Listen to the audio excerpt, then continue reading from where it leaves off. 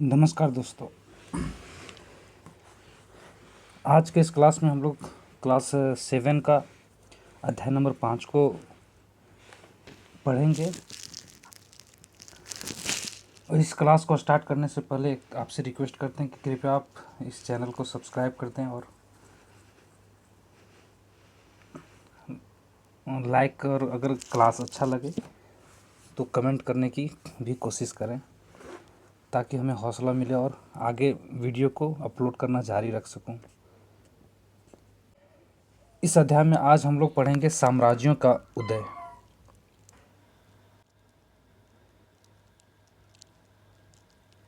साम्राज्यों का उदय।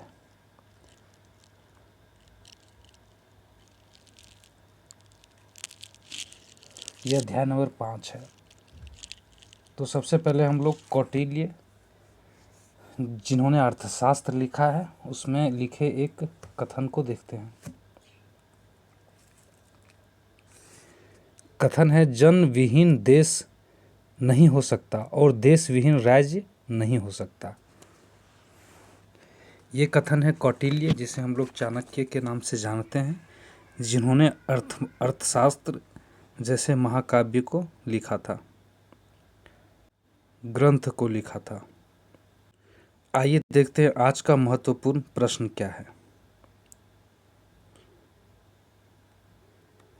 आज का महत्वपूर्ण प्रश्न, साम्राज्य क्या होता है। इस क्लास में हम लोग इस चीज़ को पढ़ेंगे कि आखिर साम्राज्य क्या होता है और साम्राज्यों का उदय कैसे हुआ और उन्होंने भारतीय सभ्यता को कैसे आकार दिया, और साम्राज्य का उदय कैसे हुआ और भारतीय सभ्यता जो है उसको साम्राज्य ने आकार कैसे दिया। राज्य से साम्राज्य बनने में कौन कौन सी तत्व सहायक हुए और राज्य से एक साम्राज्य बनने में जिन भी तत्व सहायक हुए उस चीज़ को हम लोग पढ़ेंगे। 6ठी शताब्दी सामान्य संवत पूर्व से 2री शताब्दी सामान्य संवत पूर्व तक का जीवन कैसा था, और 6ठी शताब्दी सामान्य संवत पूर्व यानी कि 600 ईसा पूर्व से 200 ईसा पूर्व तक जीवन कैसा था, उस चीज़ को हम लोग इस अध्याय में पढ़ेंगे। तो चलिए इस क्लास को शुरू करते हैं। इस चित्र में देखिए, एक युवक और एक युवती खड़ा है, एक लड़का और एक लड़की। जैसा कि हम लोग नीचे पढ़ेंगे उसके अनुसार इस लड़की का नाम भविषा है और इसका नाम है ध्रुव। तो आइए पढ़ते हैं।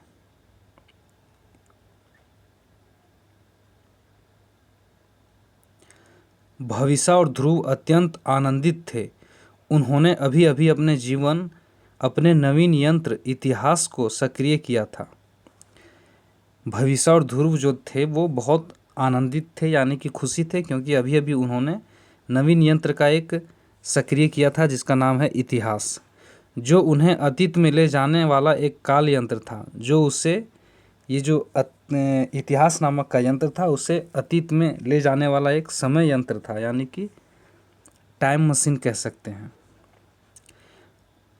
अपने इतिहास के अध्याय से संकेत ग्रहण कर उन्होंने अपनी प्रथम यात्रा के लिए पाटलिपुत्र भ्रमण निश्चय किया।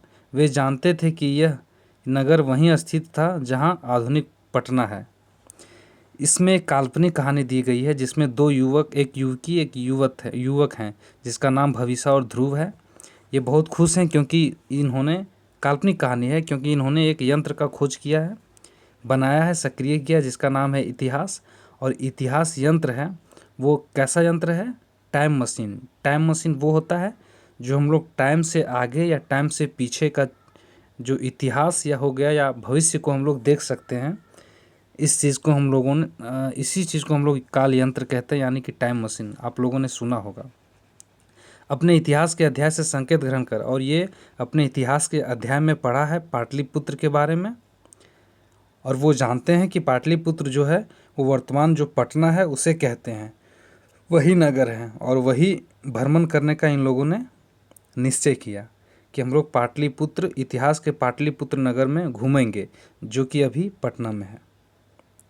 जो वर्तमान का जो पटना है उस समय का पाटलिपुत्र था। इन लोगों ने इतिहास में ये जानकारी ग्रहण किया और उसके बाद टाइम मशीन के द्वारा पाटलिपुत्र घूमने का निश्चय किया।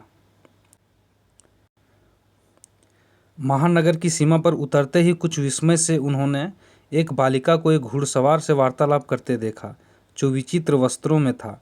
घुड़सवार के चले जाने के बाद बालिका इनकी ओर मुड़ी और उन्होंने उसका नाम पूछा। जब इन्होंने टाइम मशीन पे सवार होकर ये महानगर की सीमा पर जब उतरते हैं, पाटलिपुत्र के महानगर की सीमा पर ये दोनों कौन कौन, भविष्य और ध्रुव, तो वहाँ पे वो कुछ विस्मय उन्होंने एक बालिका को, तो वहाँ पे कुछ आश्चर्यजनक चीज़ देखा। आश्चर्यजनक क्या, उन्होंने एक चीज़ देखा कि एक बालिका जो है, एक लड़की जो है, घुड़सवार से वार्तालाप करती है एक घुड़सवार से। और वो उन्होंने ये भी देखा कि वो जो घुड़सवार था वो विचित्र वस्त्रों में था, वो एक अजीब वस्त्र में था। घुड़सवार जब चला जाता है तो वो बालिका मुड़ती है और ये इन दोनों से पूछती है, या तो कहती है, क्या कहती है, मेरा नाम ईरा है, मैं कान्हा दास की पुत्री हूँ, जो एक लोहार हैं, पाटलिपुत्र में आपका स्वागत है। ये जो ईरा हैं वो घुड़सवार से बात करने के बाद इधर देखती है भविष्य और ध्रुव की तरफ और कहती है, मेरा नाम ईरा है और मैं कान्हा दास की पुत्री हूँ। ईरा जो है वो कान्हा दास की पुत्री है और जो कान्हा दास है वो एक लोहार है। और ये कहती है, पाटलिपुत्र में आपका स्वागत है, ध्रुव का और भविष्य का। आपसे मिलकर प्रसन्नता हुई। ईरा, हमारे नाम भविष्य और ध्रुव हैं। अब भविष्य और ध्रुव ने कहा कि ईरा से कि आपसे मिलकर हमें खुशी हुई, हम लोगों का नाम भविष्य है और ध्रुव है। फिर धीरे बोलो, क्या तुम उन सैनिक को देख रहे हो जो आगे बढ़ रहे हैं? वे पड़ोसी राज्य के विरुद्ध युद्ध लड़ने जा रहे हैं, जो हमें निरंतर संकट में डालता है। हमारे राजा जब तक संभव हो युद्ध से बचते हैं, परंतु आवश्यकता होने पर अपनी प्रजा की रक्षा भी करते हैं। जिन तलवारों को ये सैनिक ले जा रहे हैं उनमें से कई तलवारों को गढ़ने में मेरे पिता ने सहायता की है और मेरे काका उन सैनिक में से एक हैं। मैं तो उन्हें विदा करने आई थी, मुझे नहीं ज्ञात कि वे कब लौटेंगे। ईरा कहती कि धीरे बोलो, तुम नहीं देख रही हो कि उधर जो सैनिक जा रहे हैं वो पड़ोसी देश में युद्ध करने के लिए जा रहे हैं। और ये युद्ध जो होता है वो हमें बहुत क्या कहते हैं कि संकट में डालता है हमेशा। हमारे जो राजा होते हैं वो चाहते हैं कि युद्ध ना हो, हर संभव कोशिश करते हैं कि युद्ध ना हो, लेकिन अंतिम जब हो जाता है तो युद्ध अपने प्रजा को बचाने के लिए वो युद्ध करने लगते हैं। और युद्ध में जो तलवारें जो देख रहे हैं आप वो तलवारें हमारे पिताजी बनाए, चूँकि ये लोहार हैं इनके पिता, तो वो तलवारें जो हमारे पिताजी ने गढ़े हैं। और हमारे काका जो हैं, ईरा बोलती है, जो हमारे काका हैं वो सैनिक में भी हैं एक काका। वे तीनों उस सेतु की ओर देखते हैं जिसमें से होकर सैनिकों का एक विशाल समूह नगर से बाहर जा रहा है। कुछ सैनिक अश्वों पर सवार हैं और सेना के प्रमुख हाथियों पर विराजमान हैं। इसके पश्चात तीनों बच्चे उसी सेतु से नगर में प्रवेश करते हैं। एक सेतु से तीनों बच्चे ईरा, भविष्य और ध्रुव उस नगर में पहुंचते हैं। वहाँ उन लोग देखते हैं कि कोई सैनिक जो है सो घोड़े पर, सेना प्रमुख जो है तो हाथी पर विराजमान है। उस तरह से वो पार कर रहे हैं, वो जा रहे हैं युद्ध लड़ने। और एक सेतु है, एक पुल है जिससे वो तीनों पार होते हैं।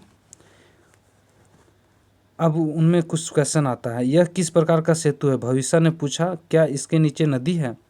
भविष्य ने ईरा से पूछा कि सेतु जो हम लोग पार हो रहे हैं, सेतु के ऊपर से, ये किस प्रकार का सेतु है? क्या इसके नीचे नदी है? यह सेतु सुरक्षा करता है, ईरा ने समझाया। और ईरा ने समझाया कि यह जो सेतु है वो सुरक्षा करता है। जब भी नगर पर आक्रमण का संकट होता है तब इसे ऊपर उठा लिया जाता है। यह नदी नहीं बल्कि एक गहरी खाई है। ईरा कहती है कि यह नदी नहीं बल्कि एक गहरी खाई है। जब शत्रु आक्रमण करता है हमारे नगर की ओर तो ये पुल को उठा लिया जाता है बचने के लिए। जब यह जल सेतु ड्रॉब्रिज उठा लिया जाता है तब दुर्ग तक पहुंचना अत्यंत कठिन हो जाता है। और जब यह जल सेतु यानी कि ड्रॉब्रिज को उठा लिया जाता है तो दुर्ग तक यानी कि गेट तक पहुंचना किसी के लिए बहुत ही कठिन बात होता है। क्या तुम दूर स्थित पर्वतों और वनों को देख रहे हो? ईरा कहती है कि दूर में जो स्थित पर्वत और वन है उसको देख रही हो? ये हमें इमारती लकड़ियाँ, औषधियाँ और बहुमूल्य संसाधन प्रदान करते हैं। ठीक है। सेना के लिए हाथी भी वहीं से पकड़े जाते हैं, और सेना के लिए हाथी भी वहीं से पकड़े जाते हैं, और प्रशिक्षित यानी कि हाथियों को ट्रेनिंग दिया जाता है युद्ध के लिए। ये ईरा और ध्रुव और भविष्य के बीच में संवाद हो रहा है। इस संवाद के माध्यम से साम्राज्यवाद में क्या चीज़ें होती है एक साम्राज्य में, वो चीज़ को बताने की यहाँ पे कोशिश कर रहा है एक संवाद के माध्यम से। उस पर्वत में वह खुला हुआ भाग क्या है? ध्रुव ने पूछा कि पर्वत पर एक खुला हुआ भाग था, वो क्या है? ईरा कहती है वह एक गुफा है, हमारे राजा उसे भिक्षुओं के लिए बनवा रहे हैं। मुझे आशा है कि जब इसका निर्माण कार्य पूर्ण हो जाएगा हम वहाँ जा सकेंगे। ईरा कहती है कि जो क्या कहते हैं, ध्रुव को पूछने के बाद ईरा कहती है कि जो पहाड़ पर वो खुला जगह देख रहे हो वो एक गुफा है। वो गुफा भिक्षुओं के लिए राजा बनवा रहे हैं, और जब वो गुफा बन जाएगा तो हम लोग वहाँ जा सकेंगे। वे पाटलिपुत्र से घूमते हुए उसकी भव्यता निहारते हैं। ऊंची काष्ठा प्राचीरें, जिन पर प्रहरी मीनारें, भव्य राजमहल भवन और जीवंत सड़कें। ईरा एक चहल पहल वाले बाजार की ओर संकेत करती है जहां दूर देशों से व्यापारी आए हुए हैं। प्रस्थान से पूर्व आपको हमारे मुख्य बाजार का भ्रमण अवश्य करना चाहिए। हमारे महाराज समस्त दिशाओं से आने वाले यात्रियों का स्वागत करते हैं, अतः यहाँ आपको चीन के रेशमी वस्त्र, दक्षिण भारत से आए मसाले एवं बहुमूल्य रत्न तथा विभिन्न क्षेत्रों के उत्तम वस्त्र सब कुछ मिलेगा। पाटलिपुत्र में कोई वस्तु दुर्लभ नहीं है। वे लोग वहाँ क्या करते हैं? ध्रुव ने पूछा। ईरा वहाँ के बाज़ार के बारे में टोटल चीज़ बता रही है कि अन्य देशों से जो किस तरह से व्यापारी आते हैं, हमारे राजा किस तरह से उन्हें स्वागत करते हैं, दक्षिण भारत से मसाले यहाँ पे किस तरह आते हैं, चीन से वस्त्र किस तरह से आते हैं इस बाज़ार में, इस चीज़ को ईरा बताती है। और ध्रुव पूछा कि वे लोग वहाँ क्या कर रहे हैं? और वे सड़कों पर कला दिखाने वाले नट एक्रोबेट हैं। ये लोग मानव स्तंभ बनाते हैं, गीत गाते हैं, नृत्य करते हैं, लघु नाटक प्रस्तुत करते हैं ताकि जनसामान्य का मनोरंजन कर सके। कभी कभी ये हमारे राजा के समक्ष भी प्रदर्शन करते हैं। तुम्हारे महाराज अत्यंत शक्तिशाली प्रतीत होते हैं। भविष्य ने कहा, क्या वे केवल पाटलिपुत्र के आसपास के क्षेत्र पर शासन करते हैं? और ईरा जो अपने राज्य के बारे में बता रही कि वहाँ पे जो नृत्य लोग करते हैं, वो नाटक करते हैं, वो लोगों को मनोरंजन करते हैं जो सड़कों पर करते हैं, और वो कभी कभी हमारे राजा के समक्ष भी करते हैं, राजा का मनोरंजन करने के लिए। तो भविष्य ने एक सवाल पूछा कि तुम्हारे महाराजा अत्यंत शक्तिशाली प्रतीत होते हैं, क्या केवल वे पाटलिपुत्र के आसपास के क्षेत्र पर शासन करते हैं? भविष्य ने सवाल पूछा ईरा से कि आपके जो राजा हैं वो क्या केवल पाटलिपुत्र के आसपास के क्षेत्र पर शासन करते हैं, उससे भी कहीं अधिक? तो ईरा ने उत्तर दिया, उससे भी कहीं अधिक। ईरा ने उत्तर दिया। जब भविष्य ने पूछा कि आपके राजा केवल पाटलिपुत्र के आसपास तक ही शासन करते हैं क्या, तो ईरा ने जवाब दिया कि नहीं, उससे भी कहीं अधिक। वे नगर से बाहर बहुत दूर तक एक व्यापक क्षेत्र पर शासन करते हैं। ईरा कहती है कि हमारे जो राजा हैं वो नगर से बहुत दूर तक एक बहुत बड़े क्षेत्र पर शासन करते हैं। असंख्य ग्राम, अनगिनत ग्राम और नगर और जनपद उनके अधीन है, यानी कि राजा के अधीन बहुत सारे गांव, नगर और जनपद हैं। मेरे काका ने मुझे बताया था कि घोड़े पर यात्रा करके राज्य की सीमा तक पहुंचने में लगभग 2 माह का समय लग सकता है, और उनका राज्य उनका शासन इतना बड़े क्षेत्र में था कि अगर घोड़े पर सवार होकर अंतिम राज्य तक सीमा पहुंचने की कोशिश की जाए तो लगभग 2 माह का समय लग जाता है। इससे पता चलता है कि क्षेत्र कितना बड़ा होगा, ये कहती है ईरा। यह तो केवल एक राज्य से कहीं अधिक विशाल प्रतीत होता है, आप इसे क्या कहती है? अब भविष्य जो सवाल पूछा था भविष्य, वो कहती है कि ये जो है एक राज्य से तो ज़्यादा बड़ा विशाल दिख रहा है, प्रतीत हो रहा है, तो आप इसे राज्य तो नहीं कहते होंगे, क्या कहते होंगे? तो ईरा गर्व से कहती है कि इसे साम्राज्य कहा जाता है। साम्राज्य मतलब इस कुल कहानी में हम लोगों को एक साम्राज्य के विशेषता के बारे में बताया है। ईरा जो इस साम्राज्य की एक अंग है, यानी कि एक इसी साम्राज्य की रहने वाली लड़की है, और जो भविष्य और ध्रुव हैं, ये दोनों टाइम मशीन से इस साम्राज्य में पहुँचे हैं, पाटलिपुत्र में, और इन तीनों के बीच जो संवाद हो रहा है वो एक साम्राज्यवाद के बारे में बताने के लिए किया गया है। अब हम लोग समझते हैं कि आखिर ये साम्राज्यवाद होता क्या है। साम्राज्यवाद, आइए देखते हैं।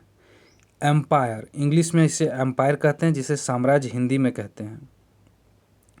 शब्द की जो उत्पत्ति लैटिन भाषा के इम्पेरियर शब्द से हुई है। लैटिन भाषा का एक इम्पेरियर शब्द है, जिससे ही एम्पायर का जो है सो उत्पत्ति हुआ है, उसे हम लोग हिंदी में साम्राज्य कहते हैं। और इम्पेरियर जो है शब्द, लैटिन शब्द, उसका अर्थ है सर्वोच्च सत्ता, यानी कि साम्राज्य का मतलब हम लोग कह सकते हैं सर्वोच्च सत्ता। साम्राज्य अनेक छोटे छोटे राज्यों अथवा क्षेत्रों का एक संघ होता था। प्रायः इन छोटे छोटे राज्यों को जीतकर उन पर एक शक्तिशाली शासक या शासक समूह शासन करता था। यानी साम्राज्य जो होता था वो बहुत सारे राज्यों, छोटे छोटे राज्यों और क्षेत्रों का एक संघ होता था, और अधिकतर वहाँ पे छोटे छोटे राजा को जीतकर एक बड़ा शक्तिशाली शासक होता था, या तो शासक या शासक का समूह जो वहाँ पर शासन करता था। यद्यपि इन छोटे क्षेत्रों में अपने अपने राजा होते थे, किंतु वे सभी सम्राट के अधीन होते थे। सम्राट अपनी राजधानी से, जो सामान्यतः आर्थिक तथा प्रशासनिक दृष्टि से अत्यंत महत्वपूर्ण होती थी, संपूर्ण साम्राज्य का शासन चलाता था। यानी कि वहाँ का जो सबसे शक्तिशाली शासक होता था, उसे सम्राट कहा जाता था। और सम्राट के अधीन कौन होते थे? अलग अलग छोटे छोटे राज्यों और क्षेत्रों के जो राजा होते थे वो सम्राट के अधीन होते थे, और वहाँ का जो सबसे शक्तिशाली जो था शासक, वो सम्राट कहलाता था। और जो सम्राट था वो अपने राजधानी से पूरे क्षेत्र में, पूरे राज्यों में शासन चलाता था। और वो जो राजधानी थी, राजधानी क्षेत्र जहाँ से वो शासन चलाता था, वो आर्थिक और प्रशासनिक दृष्टि से बहुत ही महत्वपूर्ण होती थी। प्राचीन संस्कृत ग्रंथों में सम्राट के लिए प्रयुक्त शब्द इस बात को स्पष्ट करते हैं, जैसे सम्राज, जिसका अर्थ है सर्वोच्च शासक, अधिराज अधिपति तथा राजाधिराज अर्थात राजाओं का राजा। और प्राचीन ग्रंथों में कुछ शब्द है जैसे कि सम्राज, इसका अर्थ होता है सर्वोच्च शासक, अधिराज अधिपति तथा राजाधिराज, जिसका अर्थ होता है राजाओं का राजा। ये सारे शब्द हमें मिलते हैं संस्कृत के प्राचीन ग्रंथों में, जिसका अर्थ भी सम्राट होता है।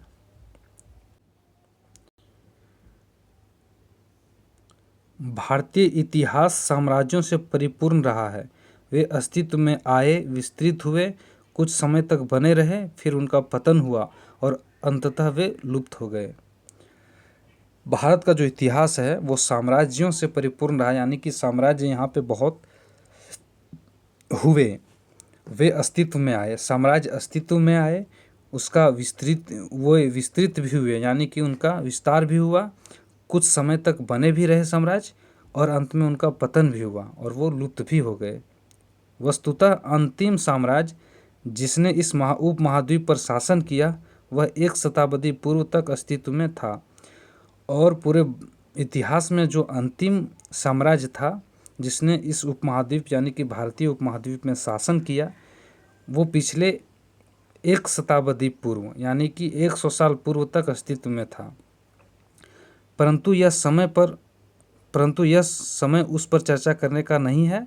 हम अतीत से आरंभ करते हैं, लेकिन ये समय जो है उस पर चर्चा करने का नहीं, हम लोग अतीत से आरंभ करेंगे, जिससे यह समझ सकें कि प्राचीन काल में साम्राज्य किस प्रकार कार्य करते थे और उन्होंने भारत की राजनीतिक, आर्थिक, सामाजिक तथा सांस्कृतिक उन्नति को कितनी गहराई से प्रभावित किया। हम लोग अतीत से आरंभ करेंगे साम्राज्य के बारे में, और ये इसलिए आरंभ करेंगे क्योंकि ताकि हम समझ सकें कि प्राचीन काल में जो साम्राज्य था वो किस प्रकार से काम करता था और वो भारत के राजनीतिक, आर्थिक, सामाजिक और सांस्कृतिक उन्नति जो था उसको कितना गहराई से प्रभावित किया था ये साम्राज्यवाद, इस चीज़ को हम लोग जान सकें, इसलिए हम लोग प्राचीन से इसका अध्ययन करेंगे। यहाँ पे एक तालिका में साम्राज्यवाद का कुछ विशेषता दिया गया, आइए देखते हैं। साम्राज्यवाद का विशेषता। पहला विशेषता, साम्राज्य का विशेषता। साम्राज्य क्या होता है, उसके विशेषताएं क्या होते हैं, उस विशेषताओं में से कुछ विशेषताएं यहाँ पे इस तालिका में दिया गया है, इस चीज़ को हम लोग देखते हैं। पहला विशेषता क्या है, अधीन राज्यों एवं राजाओं पर नियंत्रण, साम्राज्य विस्तार या बाह्य आक्रमणों से रक्षा हेतु सेना रखना। साम्राज्य का विशेषता क्या था, जब साम्राज्य थे तो वो उसके अधीन जो राज्य थे और राजा जो थे उस पर नियंत्रण रखा जाता था। साम्राज्य का विस्तार करना इनका कार्य था, उद्देश्य था, और बाह्य यानी कि बाहर से जो आक्रमण होते थे उससे रक्षा करने के लिए सेना रखते थे। दूसरा देखते हैं, शासन संचालन हेतु प्रशासनिक तंत्र का निर्माण एवं संचालन, और शासन किस तरह से चलाया जा सके इस साम्राज्य में, इसके लिए वो एक प्रशासन तंत्र का निर्माण करते थे राजा वहाँ के, और उसका संचालन करते थे। क्षेत्रों के प्रबंधन, कर संग्रहण, विधि व्यवस्था बनाए रखने इत्यादि के लिए अधिकारियों का नियुक्ति करते थे, और टैक्स लेने के लिए और अन्य क्षेत्रों को का जो मैनेजमेंट है उसको करने के लिए विधि व्यवस्था किस तरह बनाए रखे जाए, इसके लिए कुछ अधिकारियों को का नियुक्त करते थे। यानी कि इतने बड़े साम्राज्य को चलाने के लिए ये सारी विशेषताएं जो है वो बहुत ज़रूरी थी, ताकि इतने बड़े साम्राज्य में शासन व्यवस्था अच्छी से बनी रहे।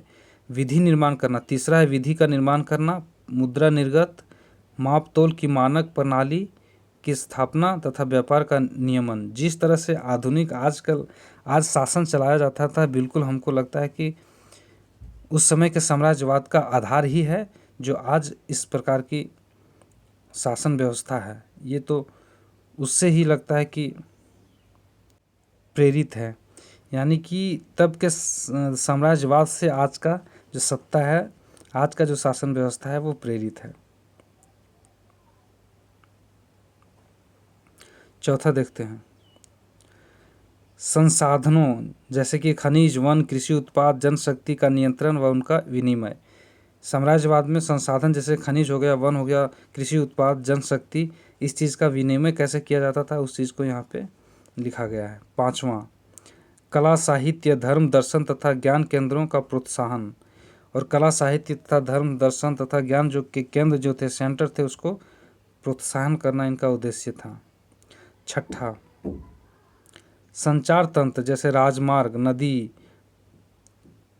परिवहन एवं अन्य लोकहितकारी संरचनाओं का निर्माण, जिससे प्रशासन, व्यापार एवं जनकल्याण सुचारू रूप से चल सके।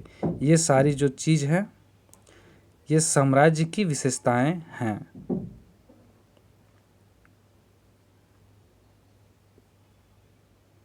और ये सारी विशेषताएं तब के साम्राज्य में थी, इसीलिए हम लोग उसे साम्राज्य कह सकते हैं। सामान्यतः सम्राट स्थानीय राजाओं या प्रमुखों को अपने प्रति निष्ठा तथा भेंट के बदले अपने क्षेत्रों का प्रशासन करने की अनुमति देता था। सामान्य तौर पर देखा जाए तो वहाँ का जो सम्राट होता था, स्थानीय राजाओं को प्रशासन करने का अनुमति इसलिए देता था क्योंकि उस राजा का सम्राट के प्रति निष्ठा होती थी और भेंट में कुछ देता था, इसलिए सम्राट जो है वो राजा या उन क्षेत्र के प्रमुखों को शासन करने की अनुमति देता था। चूँकि ये क्लास ज़्यादा लंबा हो जाएगा इसलिए इसको यहीं समाप्त करते हैं। मिलेंगे अगले क्लास में, तब तक के लिए धन्यवाद।